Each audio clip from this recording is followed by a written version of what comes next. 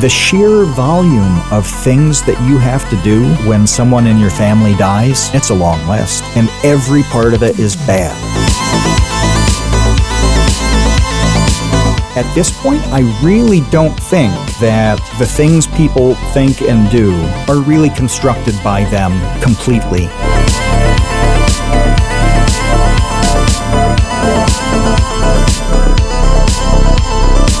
I think that we have this obsession and idea that, like, people are just this moldable clay, but human beings are coded to copy one another.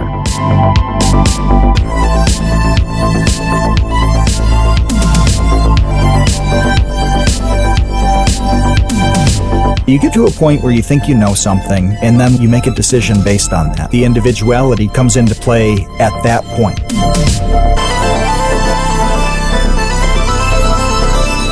Regardless of the decisions that you're making, where your individuality shines is in making those decisions to not follow in the footsteps of your ancestors.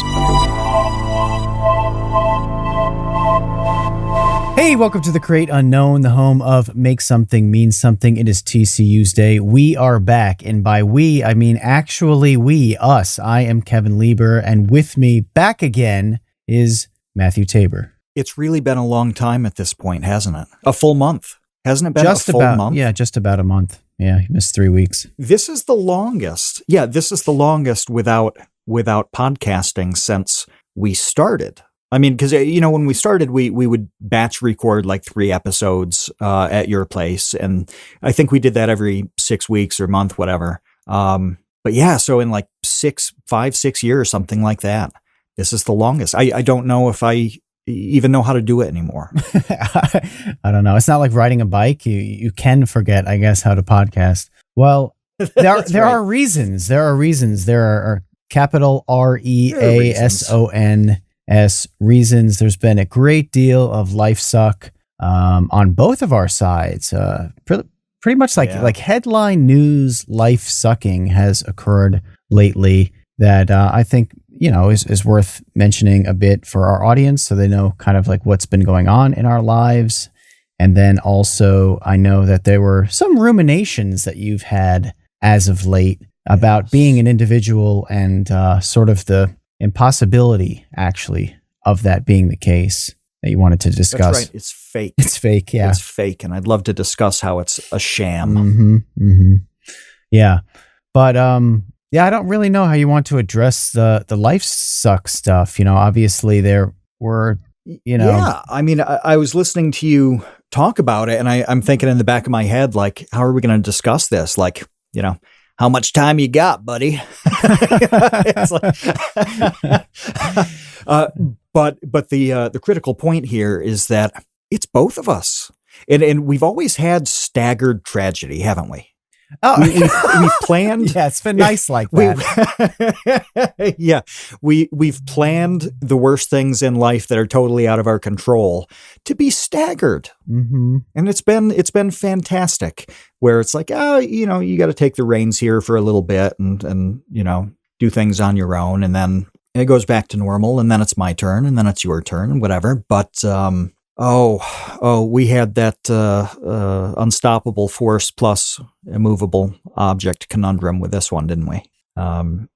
They slammed together in such a way that there was just no chance of us being useful to the world. There just wasn't. For me, I've had a bunch of things in the last few months that I've complained about on this show. I've talked about how important it was, how lucky I was that I happened to get into better health to be, before a bunch of difficult things hit, and I was able to absorb them. So I've talked about those things since October. Mm-hmm.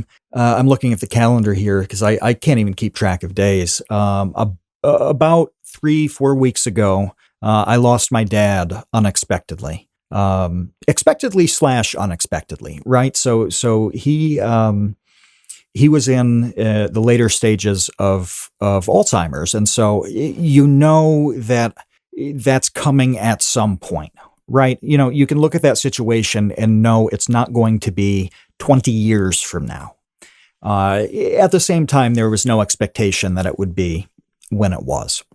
So that came out of nowhere. And just, even if you can deal with it, which nobody can, but even if you can, the sheer volume of things that you have to do when someone in your family dies is, it's a long list. Mm-hmm. It is a long, long list, and every part of it is bad.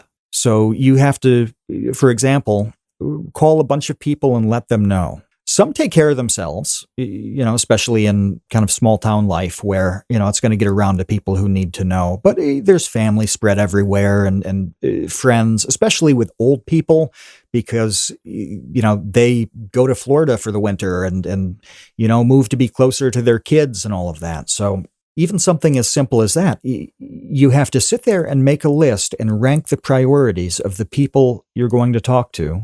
You decide who is going to call them, who's going to talk to them, and then you get to relive the same absolutely horrible conversation however many times as there are names on that list. And that is one element of a thing that you have to do the day of or the day after that 2 days before you weren't even thinking at all about. So take that task, multiply it by about 100 over the course of 2 weeks, and then you engage in picking up whatever pieces of your own life that you have to do after. Thankfully, Kevin, how easy you've made that for me and how much different it would be in a traditional job.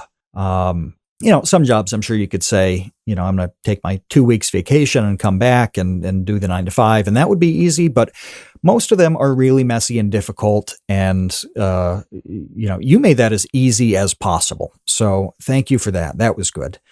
I'm still catching up a little bit, but I'm almost there. And then on Sunday, I found someone who I'm struggling on this because there's a biblical phrase that I was planning on mentioning later. When you find somebody you love unconscious and unresponsive, and you have to make a call to 911, do things like CPR, it's a harrowing experience, right? And it's very much like a war movie where no matter how nervous you think you'd be in the situation or whatever, when the bombs go off and the shots start pinging around you, you just do what you do. You don't think about it, and you just get done whatever you need to get done. And thankfully, that situation worked out, reasonably well. When all you can do is hope that when the ambulance pulls away, the person has their eyes open and they're stable. There's not like an acute danger anymore. So that's a win. You put that in the books and you move on. But goddamn, I'm getting tired. I'm getting a little fatigued of the life suck. So that's been my April, and I did have to miss a couple of podcasts for scheduling reasons. For last week we just were not able to do it. For the first time in almost 200 episodes, we could not do this show.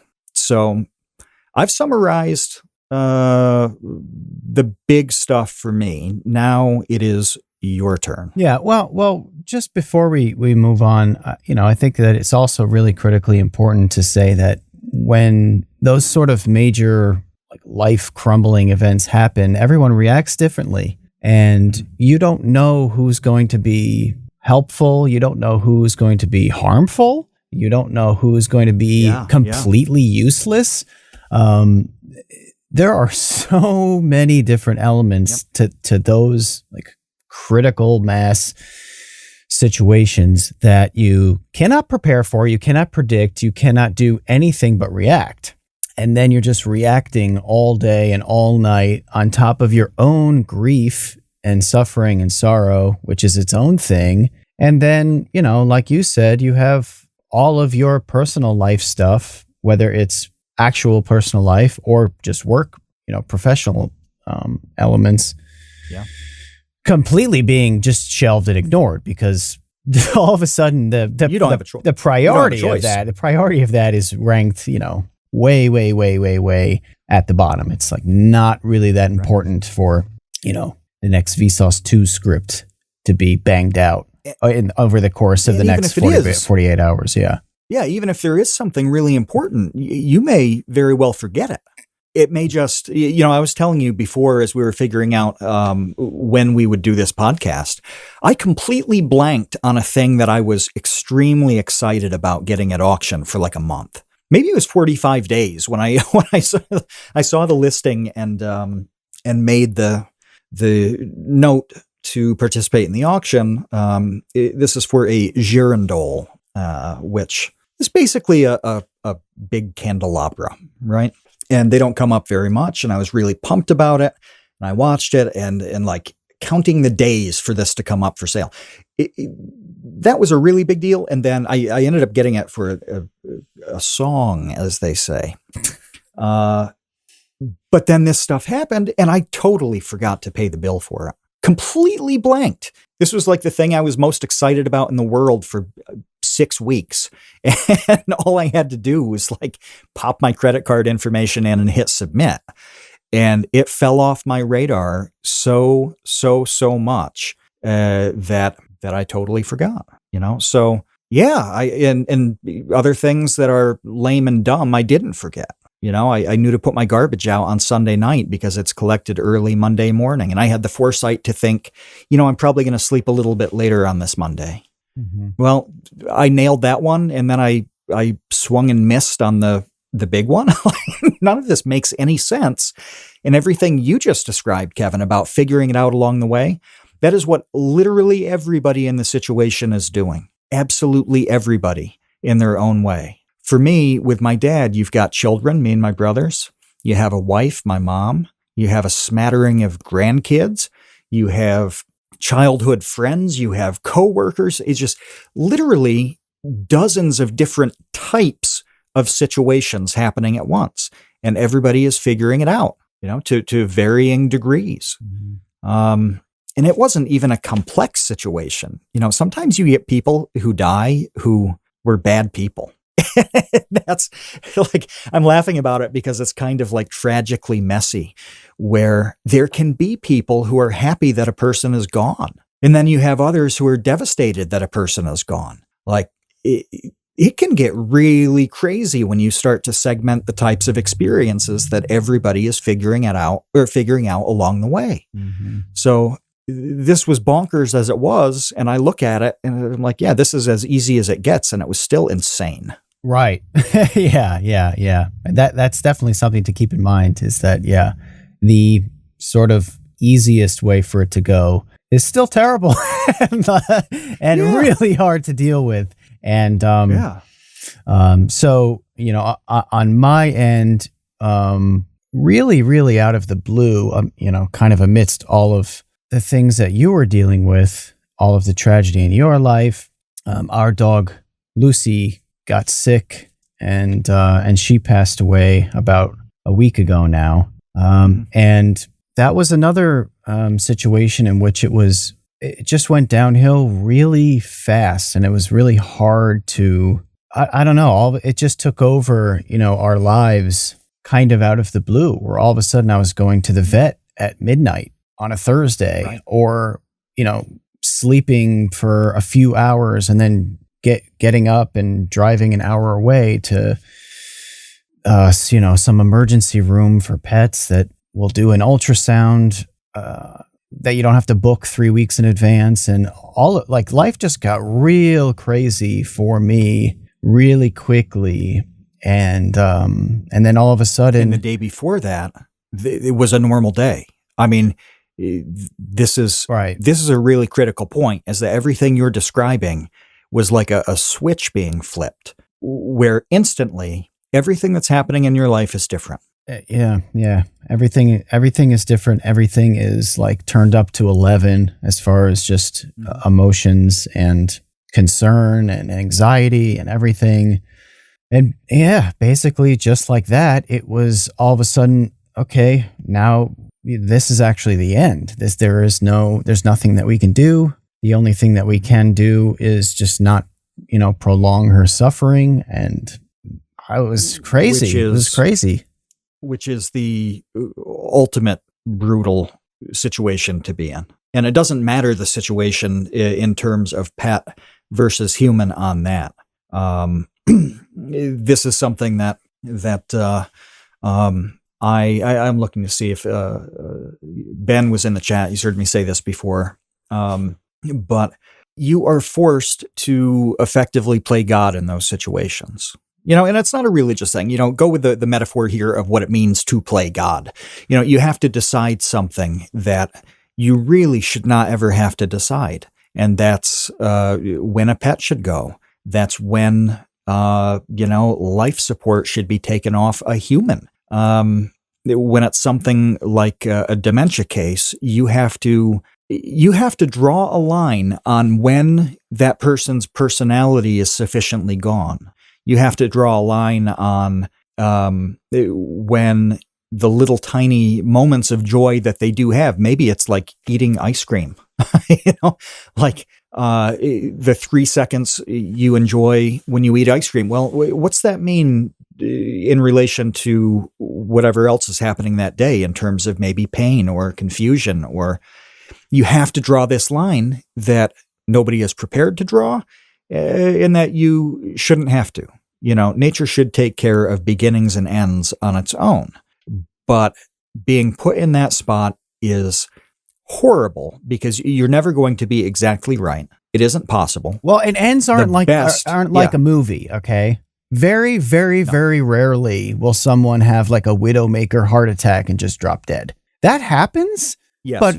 But that's not the norm. What the norm is what you're talking about, which can be like a long, protracted, decline that gets worse and worse and worse. But there are still, ways to keep them on life support or whatever it is, or different treatments you can try, or different surgeries you can try. And holy crap, that becomes just a really tough situation, like you're talking about, that there are kind of no right or wrong answers to, and everyone's going to argue over, and you can fight amongst your family about, and it gets nasty. Yeah, you have to assign weight to all of these things you've probably never even thought about before. That's the really insane, difficult thing, is that you have to figure out a lot of things about what life means to make any of these decisions in this rigged, horrible choose-your-own-adventure that is guaranteed to end in tragedy, no matter which choices you make. And again, everybody's doing that. Everybody in the situation is doing that. So that is brutality. And the best you can do is the best you can do. And hope that you aren't too far wrong. You're not too early, too late on whatever your decision is. Just you weigh everything and sort it out, and just kind of hope that you did it right. But that's the best case scenario, is that you hope you did it right.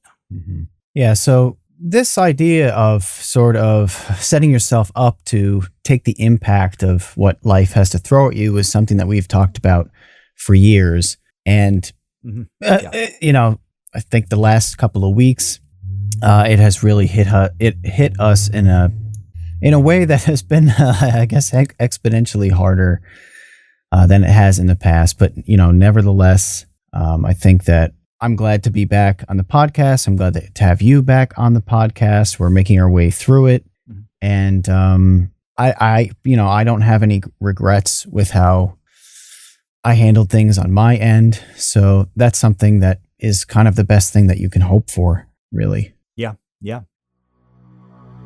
I don't know what you've been sipping, but you've got it all wrong. It's time to commit to the Leaf. We've embraced the smoothness and surprising pick-me-up that tea provides. I literally drink it all day long, nearly a gallon a day, and it powers me through research, script writing, and forums on websites that I refuse to name here. But we don't drink normie NPC tea. We drink cultured and refined anime tea from the Dragon's Treasure. Kevin still likes the gunpowder green called Space Cowboy, and I've sampled nearly 40 Dragon's Treasure teas at this point. Lately, I've been slamming black teas like Kentucky Bourbon and liquefied Berserk Despair. Scottish Breakfast is deep and peaty, and I smooth it over with Sebastian's Morning Earl Grey, which has the best vanilla cream taste I think I've ever had in a cup. Give me a pot of that with a hot meatball sub from Sal's Pizza and Brooks Barbecue Chicken to wash down my last meal on death row. I highly recommend the sampler packs. You'll want to try everything just like I did. I literally have not had one tea that I wouldn't be happy to reorder. The Dragon's Wings membership fuels new tea experimentation, and the Tea of the Month Club provides a regularly scheduled surprise. And when you order from the Dragon's Treasure using code CREATE, you'll get 10% off your order. That's 10% off using the code CREATE at thedragonstreasure.com. The link's in the description.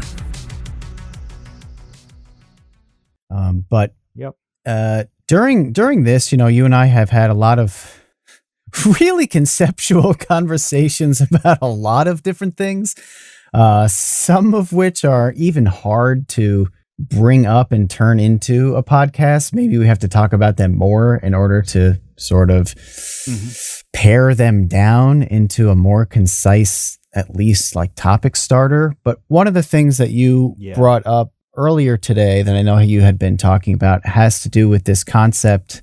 And really, it's more than a concept. I think it's an obsession with individualism and individuality, certainly in our culture, that you have a really unique take on that I hadn't heard much of. I mean, I have a little bit to say about a certain philosopher's take on it, but why don't you lay out sort of what you were telling me earlier? Do you want to start with the boots? I don't know how you want to start this.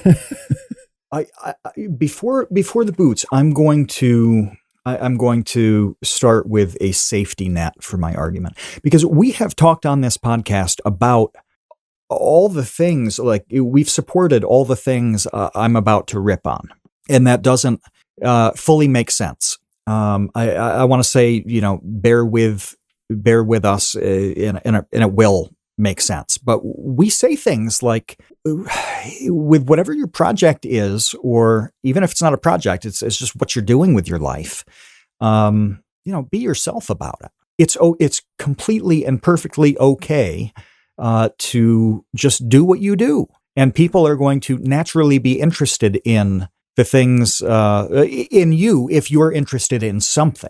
We've talked about the weird ass YouTube channels that we really like, in part, if not completely, because the person is so excited about this thing in their life that we don't even care about. Well, and also almost all of the answers to the what makes a person interesting question that we ask our guests funnel into this idea of authenticity, being yourself, having passions, being unique, overcoming trauma or tough circumstances, and coming out, a more interesting person at the end of that. Yes. Yeah. Well, a bit of clarity kind of emerged here with what that means and what that doesn't mean.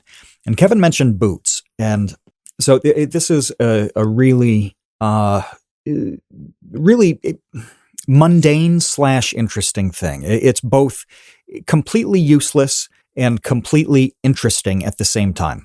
So I have a pair of boots that I got in June of 1998. I got them for my birthday. Those boots have served me quite nicely for, almost 25 years. I wear those boots when I work. I even wear them through the winter, even though they're not winter boots. I almost never put anything else on. And they're simple slip-on. They're made by Merrill. They call them jungle mocks. I don't know who's in the jungle with these things. I wouldn't take them in the jungle. But they're awesome for everything I do. Mud, snow, getting rocks shot at them from the brush cutter, literally anything. They hold up to everything. I had to glue the sole back on once. That's not too much in terms of repair in 25 years. I really like these boots. Well, my dad had exactly the same pair of boots. I forget when he bought them, but it wasn't 25 years ago. It was like 10 years, something like that. Would your mom have bought them for him? Did your mom buy you your boots? Okay. This is a question that I had. Okay. All right. No, my mom was not part of the boot equation. All right.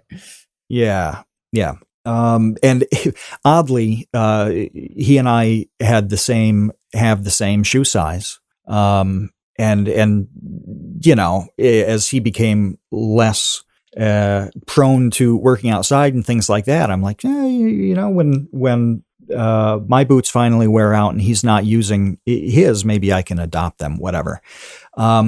But we both wore these boots forever and, you know, never said a word about it. Well, my uncle at the funeral stood up and walked to the front to say a few words. And I hadn't seen him in person in, I don't know, over 10 years. I haven't talked to him in a very long time because geographically, you know, there's a big gap. He walked up and he was wearing the exact same model of boot.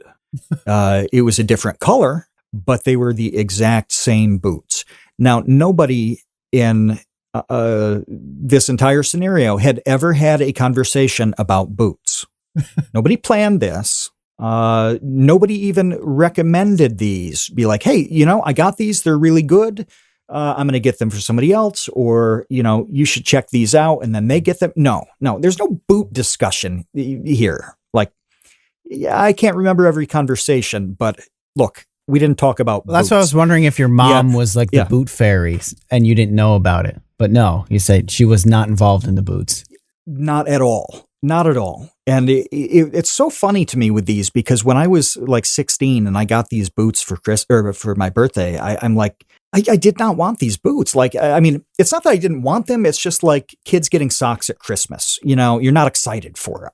I don't know. I can't remember what I wanted when I was 16, probably something related to guitars or banjos or woodworking, but it wasn't boots. And then slowly I really got into them. They start to make that top 10 list of like, what would you grab in a fire? You know, as the years pass, these boots, like, you know, they climb up the list. But anyway, I started thinking, how does this happen? How do you get, you know, I can get how my dad and I wind up with the same boots. That's, you know, somebody can purchase more than one. It sticks in their head, whatever. How do you get a completely different man buying the same exact pair of boots?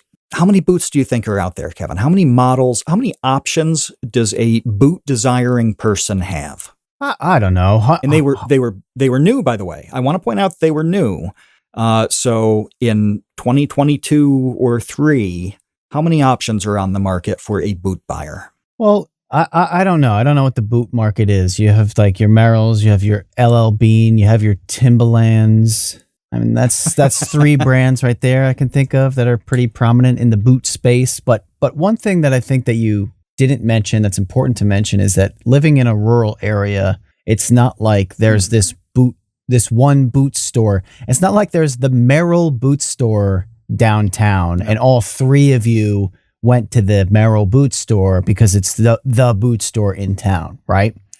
Right. Yeah, this is not 1911 where everybo's got the same Sears and Roebuck catalog, right? And they go to the boot page and choose between the 7 models. No. So all 3 of you chose that. The era of Amazon and Zappos and retail stores and you know, Army Navy supply stores. Like, yeah, you can go fashion, you can go work, you can go comfort, you can go literally anything. And then there's the price differences too. You know, you can spend $200 on a great pair of steel-toed boots.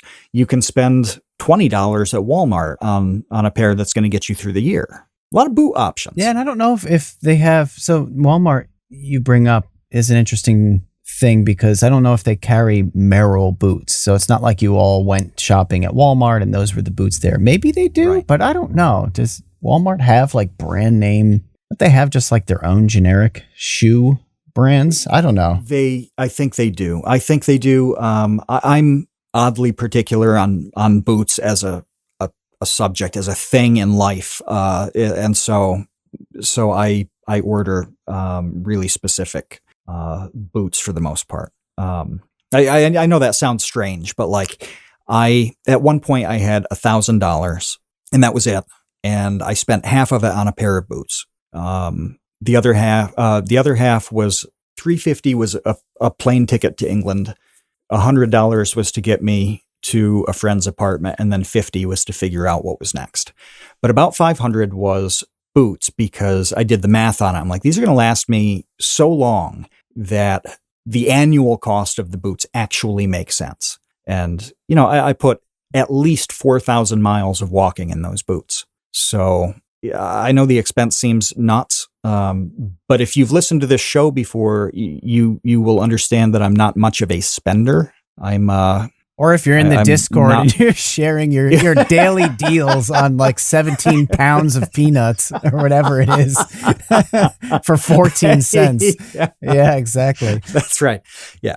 So if I'm spending a bunch on boots, there's a calculated reason for it. Jen says in the episode chat, Walmart emphatically does not carry Merrell. Well, that's not a credit to them. But it's a fine boot. The fact is, the uncle boot situation really kind of lit a fire in your brain that suggested, maybe I'm not in control of the choices that I make as much as perhaps I thought I was. That's right. And I think with the two of them, one thing, and they were fairly close in age too. So they had equivalent upbringings.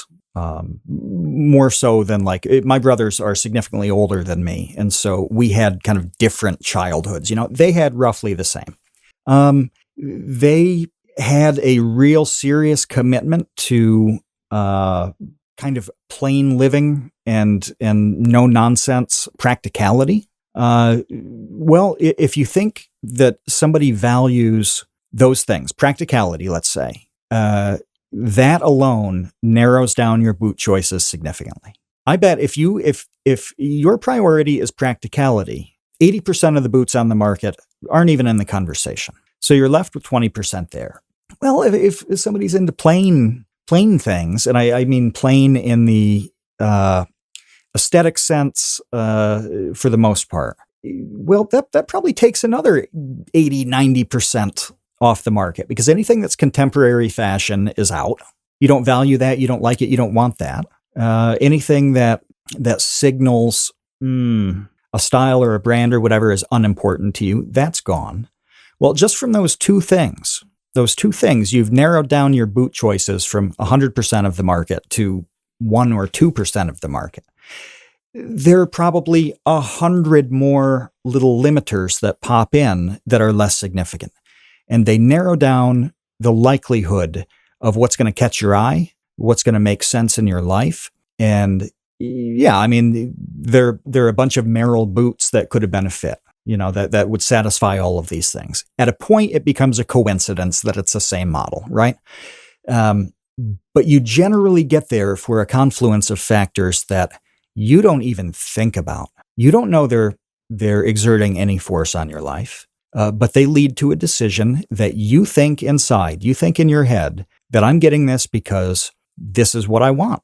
This fits my needs, my desires, whatever. But at no point do you think a whole lot of forces and pressures pushed you into that choice and into that want even. I started to think about this in a broader sense. And at this point, I really don't think that the things people think and do are really constructed by them completely based on who they are, what their personality is. I think there's a core of things that go unspoken, that are part of the experience that you've had that formed you, and then they get adjusted as you go through life and add to those experiences. But how many things do you do and choose not to do based on the values of all sorts of people, of all the things you've ever read or people you've seen and looked up to or said you don't want to be like them? Just whatever this combination is. All of it adds up to the things you do and the things you want to do. You kind of aren't deciding on the spot and going in whatever direction nearly as much as you think you are. This is bad in one way and good in another. you have way less control than you think. That's a tough pill to swallow. You being an individual, you are so not an individual. you just aren't at all. You're the culmination of generations of bullshit of one form or another, and great achievements and tragic mistakes. You are 0.001% individual. You don't recognize or know any of these other things for the most part, but they're there and they exert force on you and your life and your mind. That's a tough pill to swallow in an era where we celebrate individuality to degrees that even 20 years ago we wouldn't have thought possible. But there's a really good part in this too. It means that you don't have to do it all. You can't do it all on your own. You can't come up with this. But there's serious comfort in that. People really seem to stress out about this creatively. They're so worried that they're not going to have an idea or they're not going to develop it in a unique way. They don't have to do nearly as much heavy lifting with anything as they think they do. And that was a big realization to me. It's like, hey, I'm being pushed to be individual with everything and to be myself. And wow, is it hard to invent that. To think that everything you say and do is ultimately, a product of you and your life and your mind. There's a lot of pressure there. Well, when I realized, no, all these other factors are doing heavy lifting. It was like a sigh of relief. It's like, okay, the pressure is not so much on me anymore. I'm more of a vessel for all these things, and I control the spout a little bit. But ultimately, I don't have to invent my existence. I just don't have to. So much of it has been done. So, this is one of those things that Kevin mentioned that's super conceptual and whatever. But as I started to think about it in mundane ways, the boots I like and the food I buy and the places I've gone and what I did when I was there, the relationships I've cultivated, the things I haven't done, they tie into virtually everything that isn't me. I made some decisions along the way, but yeah, I didn't do any heavy lifting, and I won't from here on out. I just won't. I'll sprinkle a little bit of seasoning on what however many generations have already cooked. There's good and there's bad in that too. You inherit some pretty terrible ideas sometimes, and some proclivities and wants and desires that you really shouldn't have. Not everything old is good. So there's a blend where you think, hey, am I almost programmed to do this thing? And if so, is now the time to resist it? Do I step in and slow or halt or reverse this process? Sometimes you do that. Sometimes you're active like that. So there's a lot here, but it matters. It matters when you think about how to navigate everything from an unexpected tragedy to simply waking up and thinking, what am I going to do today and how am I going to feel about it? We want to help you make something and mean something. And we say that phrase all the time because when you're making something and you know it means something, even if it's just to you, that's when you feel pretty good about what you're creating. The support for the Create Unknown in recent weeks has been incredible. Animators, artists, musicians, YouTubers, aspiring filmmakers, comedians, it is crazy how talented everybody in this community is. Consider joining the Create Unknown Patreon. Every dollar that comes through goes straight into the podcast and its community. That means more highlights videos. It means a big Minecraft project that's on the way. And eventually we'd like to manufacture custom piss bottles so you never have to leave your battle station. And being a patron unlocks participation in all of our live recordings.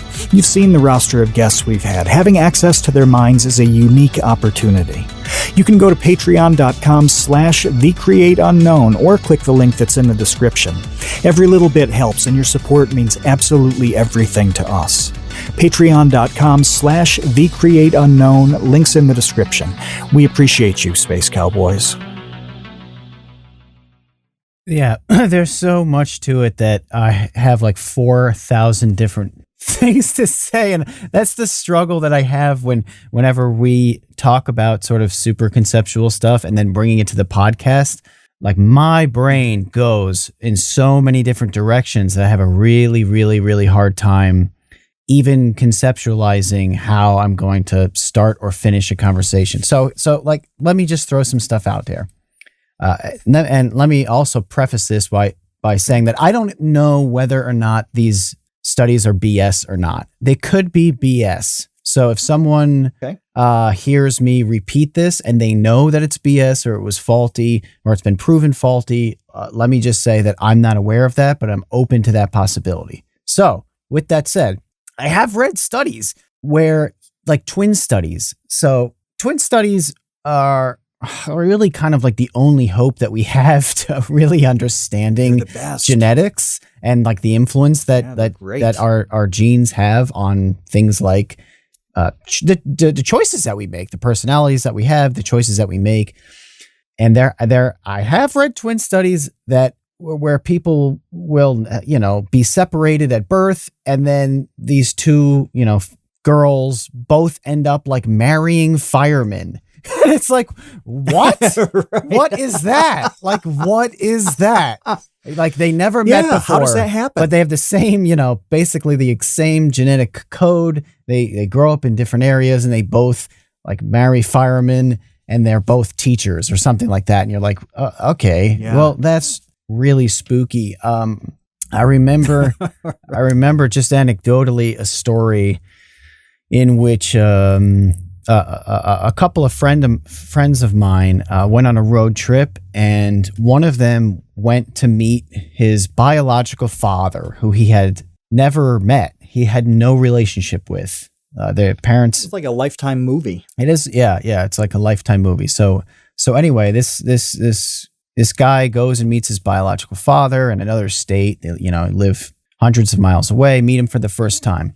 The other friend that was with him told me it was shocking how similar they were. Like, everything about, like, it was like a clone. The way that they laugh. Mannerisms and all that? Yes. The way that they laughed, their mannerisms, kind of like how they, like the cadence at which they spoke, just how they carried themselves, how they were. It was like, oh, okay, yeah, like, obviously this is your dad. And let me just say, like, yes, obviously it's his father. He's his son, right.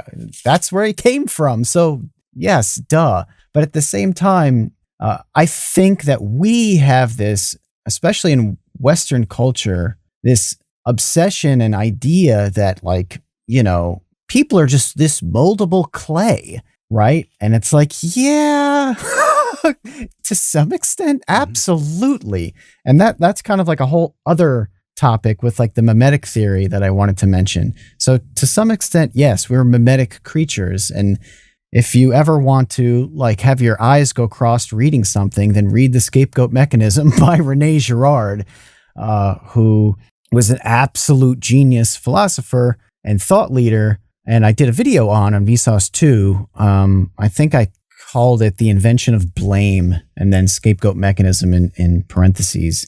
But all of his research was just how human beings are coded to copy one another. The most like obvious example possible is that you speak the language of the people you grow up around. So I speak English because I grew up around people speaking English. No baby grows up and speaks Chinese, never having been introduced to, Mandarin before. Like, that's not possible.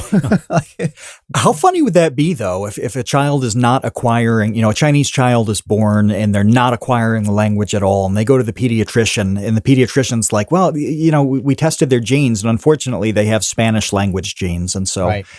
This is just going to be a mismatch. Yes. Like, no, that doesn't happen. Yeah, he's just this like 4-year-old that's just speaking Italian for no reason whatsoever. Buongiorno. That doesn't happen. So obviously, there is this blend of being heavily, heavily, heavily influenced by our genes and our genetic makeup, and then also being these obsessive mimetic creatures that constantly are copying each other. We're learning from each other, we're copying each other, and then we're signaling to ourselves and to each other one way or another. We can signal to be accepted into some sort of group, we can counter signal in order to separate ourselves from some group that we don't want to be associated with. All of this stuff happens all day long. This is how we survive, as part of the whole, like social survival hypothesis, in which human beings survived by joining together, joining forces, and living in larger and larger groups to make it easier for us to survive by sharing resources and sharing brain power resources and all of that stuff. So, and it also circles back when you were talking about to like a pretty deep fundamental philosophical point, which is like, okay, I think that what you're getting at is what makes you an individual. Like that is what makes you an individual, is that blend of your ancestors feeding whatever, like you said, things that work for them and predispositions that they carry, and being predisposed to depression or alcoholism or mania or whatever, or exercise. Right. There's a list of things you don't want, and there's a list of stuff that you would love to have. Part of it is, look, this whole thing is that bizarre interplay between nature and nurture. And that has been a topic for really as long as people have talked. There's an understanding eventually that if dad was a blacksmith and was jacked, his son was not automatically going to be jacked too. And it was hard to isolate that because, well, the son of a blacksmith probably helped dad out 1,000 years ago to the point where he developed muscles too. And it was easy to look at that and say, well, this is who they are naturally. Well, now we know that it doesn't work that way, that the kid is going to have to put in the physical work that the dad did to look similar. The specifics aren't passed on like that. So, you started to think, well, what is inherited and what is taught, and how do the two things interact? Sometimes you really have trouble separating them. And now we're at a point where inheritance is really tough to nail down. I was talking to you earlier, Kevin, about this, the evidence that I say it's increasingly compelling in the sense that it's worth thinking about, not necessarily that it's 100% proven. Andrew Huberman, he has a podcast called Huberman Lab, where he talks about kind of emerging issues in science, especially, and they're long. They're like 90 minutes, 2 hours. He's a professor at Duke, and is just fantastically accessible. He did one on the inheritance of trauma and how trauma can change the genome and be passed down. He was talking to an Israeli researcher about this. I can't remember his name. Well, that's an interesting thing too. What elements of you, where maybe it is something like a lack of patience, maybe it is a proclivity to get bronchitis every February. Is this something that goes back much further than you could even understand, really? This has come up in two really big, obvious cases where it's like, okay, what about in the case of people who are descendants of slaves? They obviously experience trauma. Descendants of Holocaust survivors, people who were in concentration camps, they experienced tremendous psychological and physical trauma. What does that mean to you right now? I don't know. To what degree can you combat the bad things? Can you make up for the trauma that your great-great-grandfather experienced? I don't know. None of these things are at all clear now. But it does, push us a little bit closer to thinking a whole lot of things about you have nothing to do with you. The responsibility for dealing with them is ultimately yours. But the responsibility for creating the impetus on the good things and the bad things, it's not 100% yours. It's nice to know that Sometimes somebody is helping you carry the load. Other times, if it's one of those bad things, well, it's nice to know that you are not completely and totally the source of the problem. So I take a lot of comfort in realizing that all of these things hit genetically, biologically, culturally. When you mix in the mimetic aspects with Rene Girard, that, I haven't said anything about that because number one, you explained it capably, but number two, this could be the 185th episode of a podcast explicitly on that topic. Mm-hmm. That is like the ultimate can of worms. How do you begin to even untangle that? These are big, big, serious forces. It's so hard to sort out. Like we said earlier, sometimes the best you can do is just, the best you can do. This is another thing. But it is worth thinking about to every degree possible. That's really the big, big takeaway on top of all of these things is you should be attentive to all of these things. When something happens or you want to make something happen, it can be, I want to make a YouTube channel. It can be, I want to find a romantic partner. I don't know. It doesn't matter. You got to think about why you want to do these things, what you want to do, what you think you want to do, versus what you really, really feel like you want to do. If the example is a YouTube channel, I'm not going to say what the idea is because I don't want anybody to do it. Not because I want to protect it, but because it's something that they probably wouldn't want to do. I have an idea of what I think would be the most successful type of channel to launch right now. That's very different from anything I'd want to do. I'd want a channel that like took the rust off old gun barrels and that was it. This is not going to be a massive commercial success. So there's obviously a rift between what I think you should do and what I truly want to do. And then I'd start to think about why I wanted to do that thing. Is it because I have a burning interest? Is it just something I happen to know and I'm comfortable doing it because I want to do something I already know? Is it within my wheelhouse, whether I want to do it or not? Well, you just start to pull on all of these threads and just map it all out and think about, why is this happening? You're not going to be right all the time or maybe even very often, but just thinking about it is massively relaxing. Everything is too confusing if you don't think about it. Mapping that out to the best of your ability, all of a sudden it's just not, it's not impossible. It's not impossible to respond in a scenario that you didn't expect to have the day before. Well, it's not impossible to, think like, 10 years from now, I want to, write a book. I don't know, whatever it is. You think about all these things and map it out. And I know this sounds like this is all over the place. This is too conceptual and heady and doesn't seem like it's connected at all. But that's kind of the point. There is so much going on that if anybody says do X, Y, and Z, they're just making shit up. They're just arbitrarily deciding on that pattern. It's not like that. Nothing works that way. There are so many factors that lead into that last domino that's falling, that the best you can do is just think about all of them. Does that make any sense at all? It does, but I am at the same time trying to glean some kind of more concise takeaway through this, because it is a little wandering. So here are like a couple of things that I was thinking.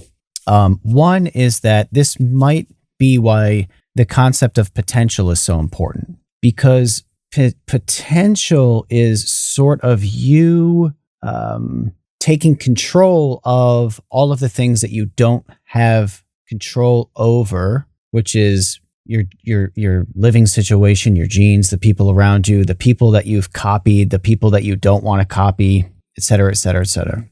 And then the potential is acting upon that in a positive manner, I think, is what I'm coming up with as you lay this stuff out, because that's kind of all you can do with the cards that you've been dealt, sort of the decisions that you've made, the mistakes that you've made, whether they're conscious, subconscious, etc. But at the end of the day, you still do have choices. You talked about like a seasoning, like you're the seasoning of, generations of ancestors to the culmination of Matthew Tabor in 2023. That's the flavor of Tabor at this point. But that flavor matters, that seasoning matters, and you do have options there. And the reason that I know that this is true is because you might have a proclivity to self-destruction. You might have a lot of people do. A lot of people do. A lot of people we could name names. We could name names that people listening even know. Wouldn't that be awesome? I mean, we can just look in the mirror and see that there are probably plenty of things going on in the person in the mirror that, that we have to deal with. And you do have to deal with those things, whether it is something like alcoholism or addiction or depression or low impulse control, whatever it is. Right. That seasoning and that potential comes into play in your conscious decision-making to do something like not drink, because you know that you are prone to having an uncontrollable issue with that, which some people do. Yep. Mm-hmm. Those are the moments of true individualism and freedom, I think, if that's what I'm kind of formulating based upon what you've laid out. I like that. Yeah, I think that makes a lot of sense, that you get to a point where you know the most you can about a thing, and maybe it's from stories that, yes, you descend from a long line of blackout drinkers. Maybe you just have that knowledge. Maybe it's, I don't know what 23andMe can test for now, but I get these emails where it's like, find out if you have the gene that makes you allergic to broccoli or whatever. Some things I think can be tested and proven to you. Well, it's usually not that clean, not too much one or the other, but you get to a point where you think you know something, and then, like Kevin said, you make a decision based on that, and that decision is what is you. You may have to fight hard against the bad decision. You may not be able to avoid the bad decision, but that's the part that's you. Yeah, I think you've distilled it down. Is that the individuality comes into play at that point, not the things that lead to it. That's a confluence of factors that's kind of too hard to understand. You map it the best you can, but you're taking a stab. You're not getting a perfect mapping. But yeah, what you do, that's ultimately you, isn't it? Well, because one of the things I wanted to avoid is this idea of saying like, well, I come from a long line of drug abusers, so I'm just a drug abuser. And it's like, okay, right. That's fatalist. Yeah. Stuff, fatalism. Fatalism is a rough thing, because then you are stripping yourself of agency. You can use that as an excuse to, kind of wash away potential bad decisions and self-destructive or, destructive outward behavior. And that's not ideal for yourself. That's not ideal for your family. That's not ideal for anyone. Yeah. No, this is making a little more sense to me as you dissect it. I like that. I like that distillation. That ultimately you put these things together and figure it out. You avoid the fatalism. And how often do we see that? We do see that in the creative stuff too. Like, this is very different than, inherited traits and whatever. But man, there are people who torpedo their own projects. They do not do them well from the beginning because, it was a bad idea. Well, it didn't matter that it succeeded. Like, no, you idiot, you made it a bad idea. You had a fantastic idea and you totally drove it into a wall because you didn't want to face the prospect of your really, really good idea not working because, you screwed it up. We see all this stuff, and you've got to avoid that too. You got to recognize that you're inclined to take it that way. Somebody in the chat said they had a tendency towards self-sabotage. A lot of people do that. That is extremely common. Especially among creative types. A lot of creative people do that, for sure. Yep. They just are like, nah, this is no good. And they just can it. That's why there is this weird thing that happens in creative spaces where some less talented people are wildly successful because of their overconfidence. So I mean, you see this all the time, especially if you grow up around creative people. There are plenty of people who are uber unbelievably talented, and they have no confidence in that. And they don't go anywhere because of that. And then meanwhile, you have people who are much lesser talented, but have this like irrational self-confidence about it. And they can go pretty far. I mean, that works out pretty much better than the other thing, being wildly talented and like hating it. It doesn't work out very well. It's really hard. It's really hard for that to work out. At best, you're Emily Dickinson and you get famous, like, post-mortem. Right. You don't have to deal with the the ups and downs of actually living it. I do wish there was a succinct way to explain that there's this, to express that there's this balance of you being able to get a really good handle on all this stuff and also having no idea. You know what annoys me? Absolutely annoys the piss out of me. You know that stupid saying that people are like, we're all just meat puppets spinning around on the third rock from the sun. Right. You know that stupid ass way of looking at the world? Yes. Just some stardust. Just a bunch of stardust. It's like, that didn't really help me get through my dog passing away, thinking of her as a bunch of stardust. No, and it's the opposite of being too responsible for everything in the world. We know people like that too. The weight of the world is on them because they think it is all on them. Sometimes through narcissism and sometimes through feeling like they have this existential penance. It swings way too far in the opposite direction. Sid Polk saying we're just parasites. Yeah, God, I hate that. I hate that complete abdication of responsibility with both understanding and action. It is stupid. If you believe this, it's dumb. Stop thinking it.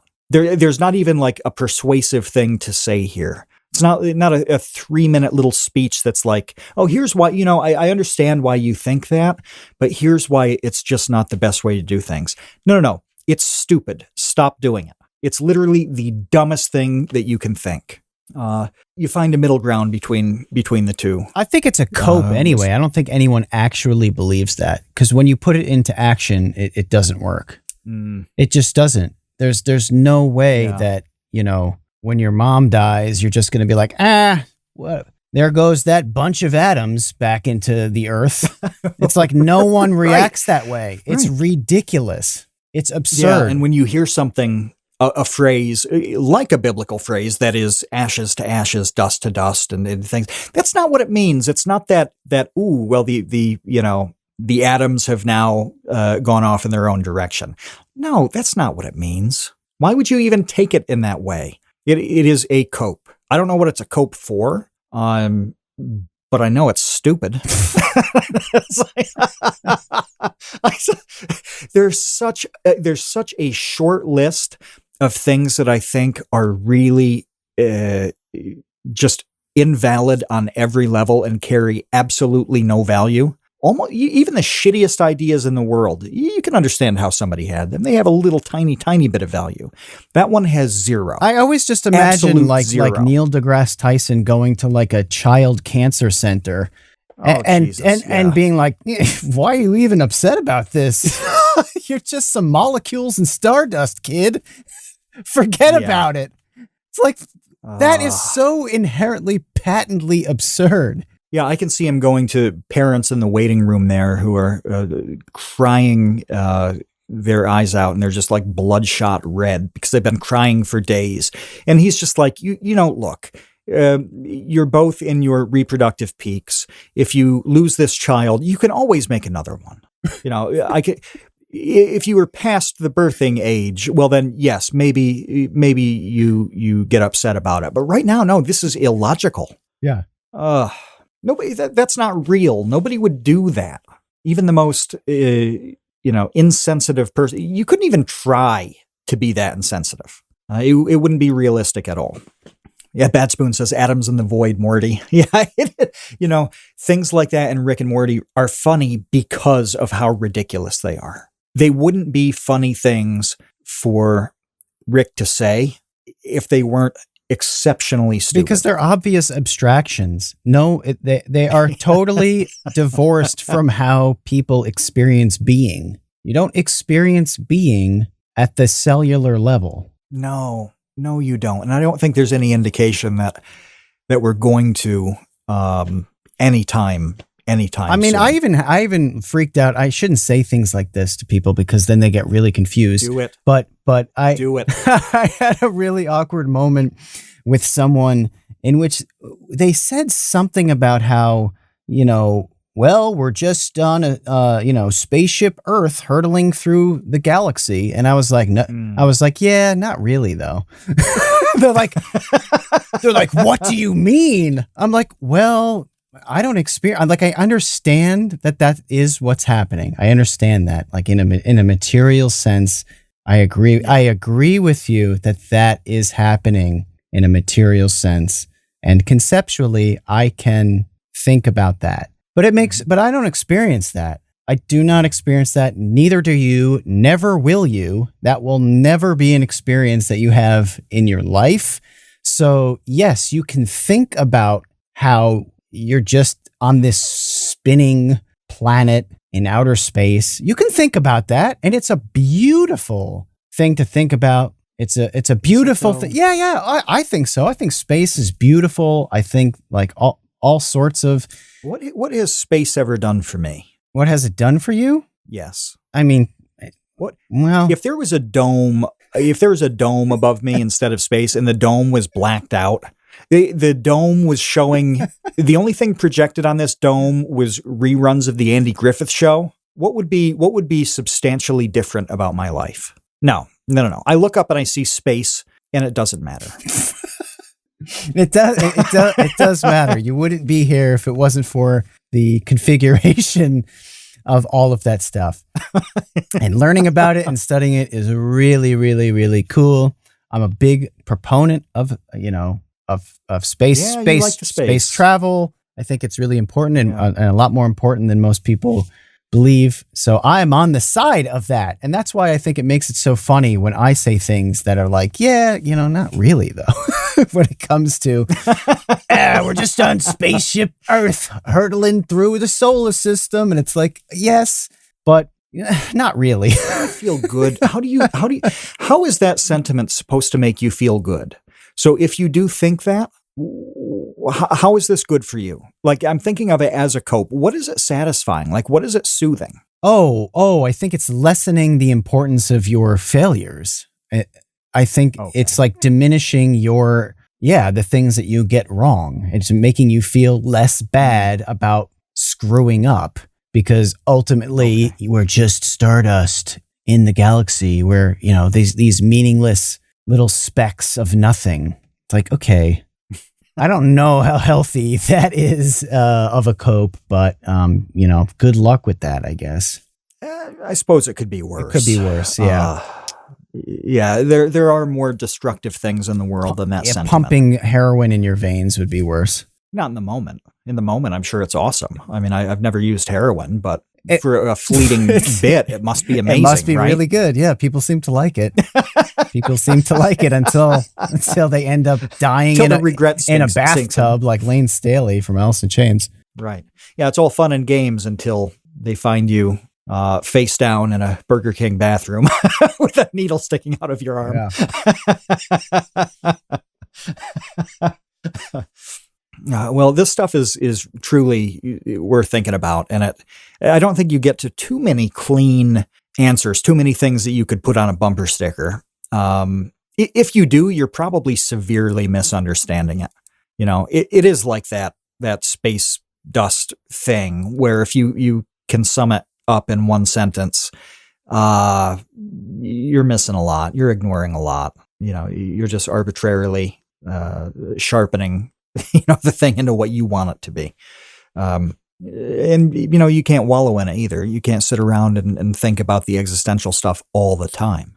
One thing I wanted to point out when you said that we'd talked about some of this stuff in the last few weeks, it was always accidental. Every single time, it was accidental. It happened to come up, and, we seized on a point and it was like, hey, what about that?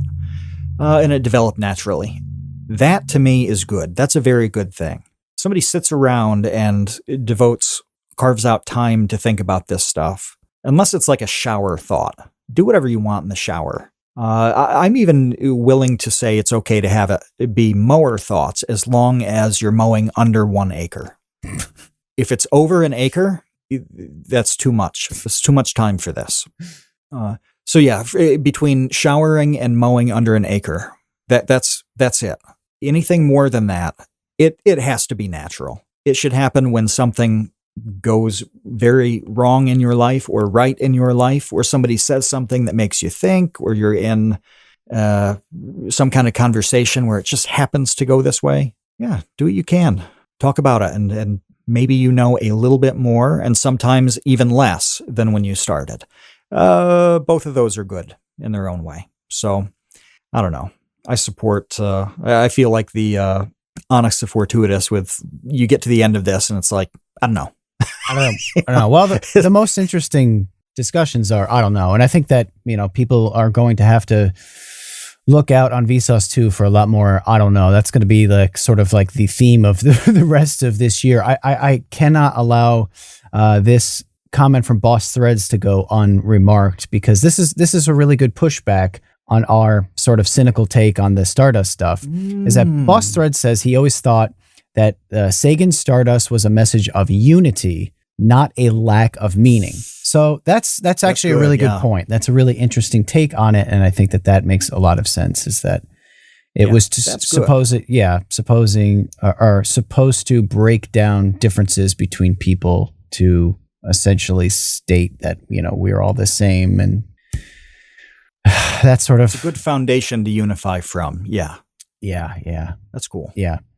But, all right. So I think still, though, we can at least come away with the takeaway of the importance of fulfilling potential, regardless of the percentage of the decisions that you're making that are still, continually influenced by outside pressures that you've mentioned, the people around you, how you grew up, your genetic code, those that you're mimicking or those that you're trying to avoid mimicking. You can't get away from any of that. That's part of who you are. That is part of who you are. Matt is pointing out that you can take comfort in the fact that, you might be wearing the same boots as your uncle for unknown coincidental reasons. But at the same time, I think that where your individuality shines is in making those decisions to, perhaps not follow in the footsteps of your ancestors and do something totally different, or to take the positive things that you have around you and allow that to bloom in whatever manner that you can. So yes, you determine too. When you make your own boot choices, you can take solace in the fact that you are influencing the boot choices, the space boots in 2150. Everything, like every dumb little thing you do, it has the possibility to be that thing that I'm talking about that results in me having 30 white T-shirts in 2 piles. Not piles, but 2 sections. They're rolled up for storage's sake. Where I have an X on the collar of the ones that have food stains and blood stains on the front. That I'll work in those shirts, and then the ones that don't have an X on the collar and Sharpie, because those are like I could wear those to the store or something and not be embarrassed. But that's the breakdown. Why don't you throw away your bloody stained shirts and just replace them? Because I'm just going to work outside and get more blood on them. Oh, okay. Yeah. I mean, if they're just going to get completely shat up, you got to have something on your skin. Pre-shat shirts. That's what you should sell. Right. Yeah. Yeah. But yeah, me doing that, I don't know how, but, somebody is that very well may influence whatever holographic avatar they use in 2097. I don't know, but I'm sure that all the stuff that we're doing is going to have some kind of effect on somebody, the way all of these things have pushed and pulled on us. That's cool. That's cool. There's a lot of responsibility with that, but it's a nice thing. It certainly adds meaning and importance to even the little tiny things that you do. That's what memes are. That's what memes actually are. So we're going to go back to, mimetic theory and Rene Girard and who came up with memes? I think it might have been Richard Dawkins. Richard Dawkins, yeah. Yeah. But that's a thing. That is a thing. We think of memes as being just funny jokes on the internet, but look at what memes actually are, and it has to do with what you're talking about.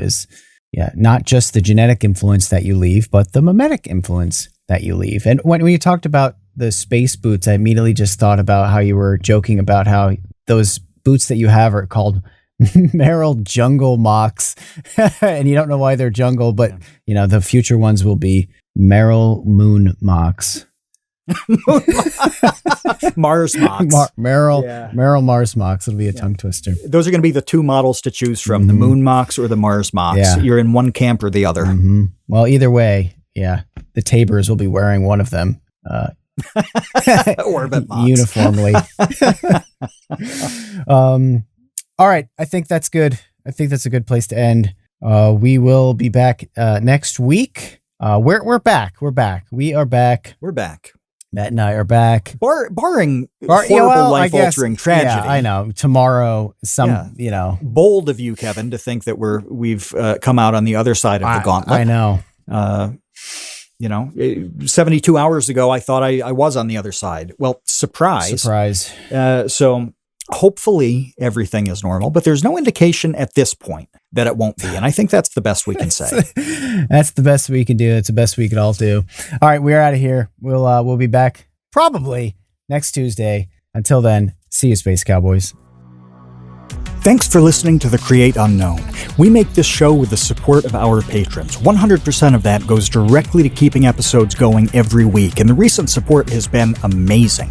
Sid Polk, NRM, Venture Addicts, Weezer Good, you all really do make this show happen. Thank you to the Tots and Dumpster crew, old and new, who save tiny little lives every month. Thank you to our grizzled, battle-hardened child infantry. Clemente de los Santos, Dan the Latch, Demetrius Andrews, Erica, Farrakhan, Jen Mefasanti, Kevin Menard, Mikhail Steinke, Monahim, Natsu, Penny Peddler, Risebread, Ryan Kinder, Samuel Manser, Sean S., Sean Malone, and Tom Vidioger. And a tremendous shout out to our elite baby gang commanders: Atrocious Guff, Kat, Dojangles, Graham Robertson, James Gallagher, Jeff Davis, Orange Vanilla Coke, Patrick Pister, TCU's personal pilot, Andy, Ryan Carroll, Baseweight Vinthos, Yeetus Deletus, Jonas Walter, Nathan Robinson, Jelksies, and of course, Trevstead. You are the elite.